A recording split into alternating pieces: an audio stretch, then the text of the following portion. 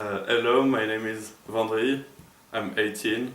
I finished French baccalaureate and I've applied for university.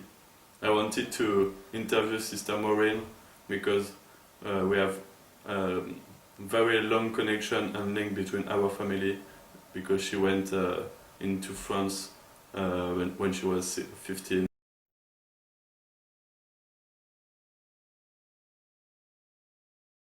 When did you decide to become a nun? Well, seriously, I decided and wanted to do it when I was in my last year of school. And I told my parents this, and my father said, "You must wait until you are 21. So you was what age? I was 18, Okay. 17, 18. But he said, because in those days 21 was majority, he said, "I would not let you get engaged to be married before 21, and you can't do that." So I accepted that reluctantly and went to university. And I did French at university, which included a year in France.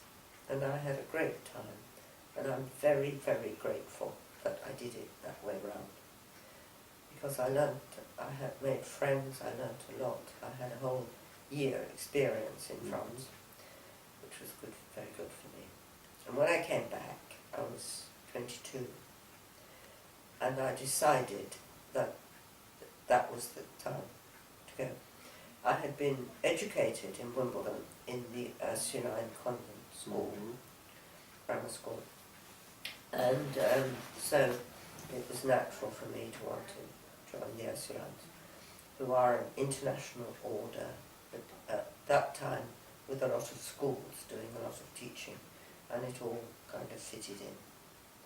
So when I was 22, I went to begin my training,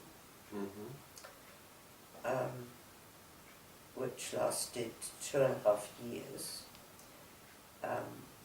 before my first vows, which I've just celebrated the Golden Jubilee of.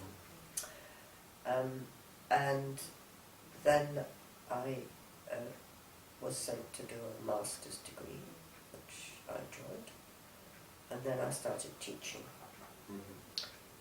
which I did most of my life, really. And your parents were happy or unhappy? No, they were not really happy at all, actually. But my father kept his word and said, well, I said that. And they kept, it was very strict visiting and so on in those days. It is not now at all. And you could not go home for a long time. But they accepted all that. And it worked out all right, really. Things, there have been so many changes which have been more easier, much easier for families, though it is hard for families, and for us. And now, I'm very close to my nieces and nephew and so on, and I've kind of seen them grow up, and that's all very good, even if they now live in London. And with your friends, at this time, they understood your decision? Or? Well, my friends from school more or less did, because we'd been to the Catholic schools and so on, and it was accepted, and it was a time when quite a few people were choosing, in the 50s, were choosing that. At university, they found it a bit harder, some of them. I met a lot of my university friends recently, and they said, "You went to be a nun, didn't you?" And I said, "Yes, I did." "Are you still there?" And I said, "Yes." And they were surprised, and their lives had changed far more than mine had, you know. They'd been married, they'd been divorced, they'd done this, they'd done that. I'd been abroad teaching. I taught for 4 years in Cameroon. But, you know, I had stayed where I started, and that seemed to surprise people. And what did you do since you started to be a nun? You just pray or? Well, yes, there's a certain amount of prayer and reading and spirituality, teaching. And Teaching French? yes, mostly, yes. And again, I was very fortunate. I was sent to teach students in College of Education, and I loved that. And where did you go in Cameroon?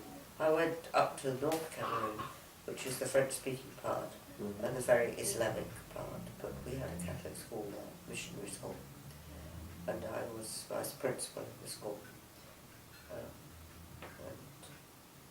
it was good. I'm sure it was the right thing.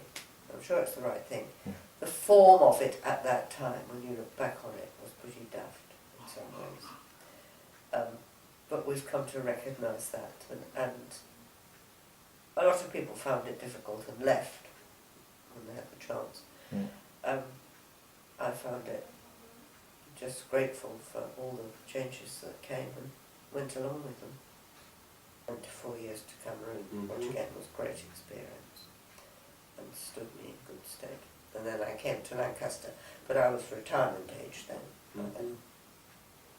So I don't think I retired, but I started doing a lot of work. Well, I worked in the school as chaplain, and I did all the things that we wanted in the parish and so on. So that was all good, and still is, still going on. I'd like to carry on being involved. I suppose it's a question of perhaps doing a bit less, in a bit less of a hurry, so it doesn't weigh too hard on top of you. But oh no, I would like to keep teaching at adult level and, you know, explaining things to people and preaching the word and so on. Yes, as long as I can.